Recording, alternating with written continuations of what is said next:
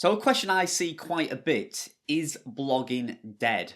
And I think the reason people are asking this is due to the number of tools like AI technology that can launch websites pretty quickly, that can produce millions of words each week.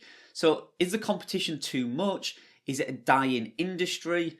Is blogging dead? Well, I've got some facts and some data that I've just been researching, and I think they will blow your mind. So if you're a data geek like me or a fact finder, you're going to love this video. So let's get into this.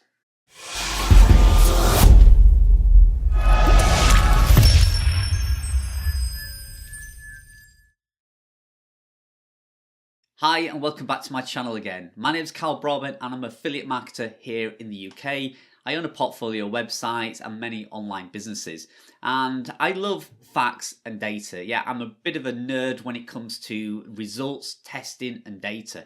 If you followed any of my videos, you'll know that primarily my YouTube channel is about me testing things on my websites and then feeding back to you results, whether they're good or bad. And I love facts and figures. And I read an article this morning with some data, some blogging statistics that really blew me away. So I thought I'd do a quick fire blogging statistics video for you, because some of these numbers are mind blowing and I find them really interesting.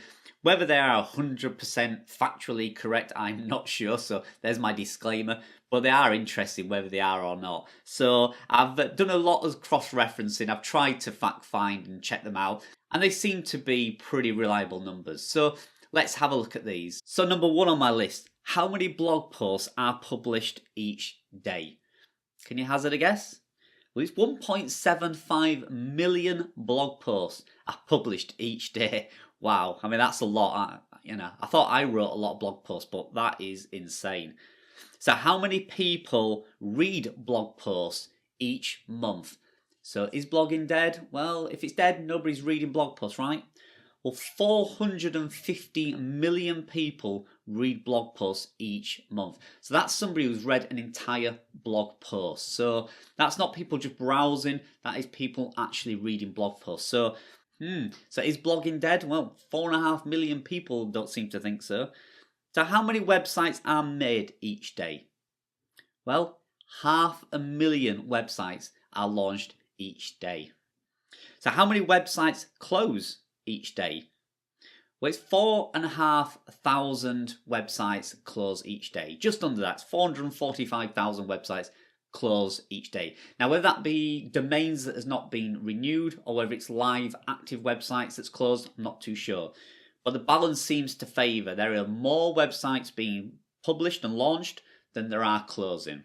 So how many websites are they on the internet? Well, there's 1.9 billion websites out there that's live and active. But only 9% of content that's published on those websites are actually available to the public. The rest is locked behind logins and social media groups and things like that. So only 9% of that content can be searched, found and read. How long does the average blog post take to write? Well, according to a lot of results I found on this, they're all very similar. It ranges between 3.5 to 4 hours per blog post to write. So how long should you take to write a blog post? Well, again, from a lot of the data I found, it says on average you should be spending around 6 hours seems to be the ideal amount of time to put into one post. That's enough time to make it as good quality as you can, but still get plenty of content out there. So the average is 3 to 4 hours to write, but really you need to be taking around 6 hours, and that might include research as well as the writing. So what's the average length of a blog post?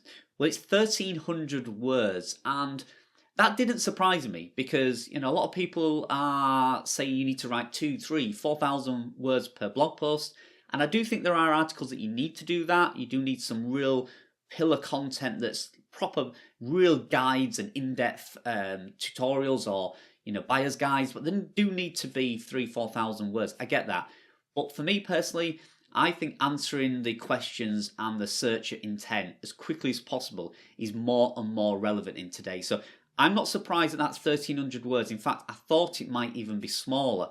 I hazarded a guess when I first read that at around 800 to 900 words, but it's 1,300 words. So keyword research. It's said that only 25% of all bloggers that release content do keyword research on that particular topic or blog post. So the rest of them just randomly write about things they like or topics that they think their readers will like and enjoy without actually doing the keyword research. So another great fact here, if you're a local company like an estate agent or a plumber or an electrician, it said that 97% of all company websites that have a blog section get more backlinks and traffic than companies that don't. Now, I'm not surprised there. A really good article will attract backlinks, there's no doubt about that.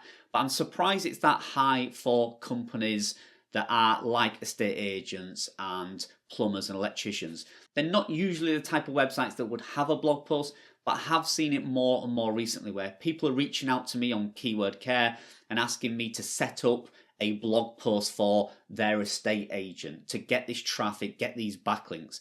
Now, whether they're worried about the traffic coming in, because somebody who reads a general blog post is probably not going to buy the service of that person, but it will gain the backlinks, which might make their website go up in the rankings. So an estate agent or a travel agent, you know, the traffic they get from it might not be valuable, but the backlinks are, and it can push their services up and up the index.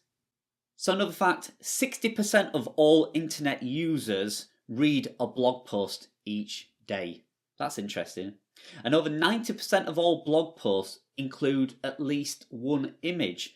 Now, yeah, I don't find that one shocking at all. I thought it might even be higher than that because most articles have at least the feature or header image. So if that's including this statistic, I'm not sure, but yeah, at least, 90% of all blog posts have at least one image. So yeah, I get that one. So another one, over 70 million posts are generated on WordPress. That's each month. And over 77 million comments are left through a WordPress website each month. Now this one was a shocker for me. Which country do you think has the most bloggers or produces the most blog content? Where do you think? USA, UK, Australia, Canada? It's Malaysia. So Malaysia has 64% of all the bloggers in the world, followed by Belgium. So this is going on their population. So the amount of bloggers in Belgium compared to their population size. So Belgium is second. They produce more blog posts per person in the country at 34%, and then followed by the USA at 32%. That was a shock to me. There's a lot of bloggers in Malaysia. I didn't know that. So some of the social media platforms that do allow blog posts, so Tumblr for instance, Tumblr publishes over 500 million written blog posts on their platform each month. That's a lot. That's incredible. Only 1% of bloggers publish blog posts each day. That's an interesting fact. We're always saying you need to get content out every day or as often as possible. So only 1% of those 1.75 million blog posts each day is somebody posting daily. The rest will post maybe once a week, once a month, whatever that may be. So how hard is it to get traffic these days? Well, 47% of bloggers that were interviewed in 2020 reported it was a lot harder in that year than it was in previous years, and it's estimated that that is going to go up in 2021. So like we said earlier, 500,000 websites being launched each day, but only 400,000 websites closing. So there's 100,000 websites each day that's being launched, so it definitely makes it harder. So yeah, I'm not surprised that when interviewed, bloggers are now saying it is much harder. So this is one I like. What is the average cost of a website to make? So I'm guessing this is in its entirety. So when it gets to a point where they either slow down or stop, and it ranges from $12,000 to $150,000 to produce a website, earn money from it, leave it, and let it plateau out. So between $12,000 and $150,000. And let's finish on a good one. How much does the biggest blog website make each month? Now, this isn't a website like Amazon that makes, I think it's 110 billion a year. This is a blog website, and it's the Huffington Post. Now, I know that website off by heart because whenever I search a certain website that I'm looking for, I always mistype it and it gets redirected to the Huffington Post. So I think they're clever and they're buying a lot of domain names that are all pointing to it. So the Huffington Post is blog related, so it's content. Now, we're not talking about Wirecutter where it's selling products. This is blog focused website only. So how much do you think it makes each month? And this is a guess, nobody knows for sure, but it's $2.3 million each month from ad revenue. Now, is blogging dead?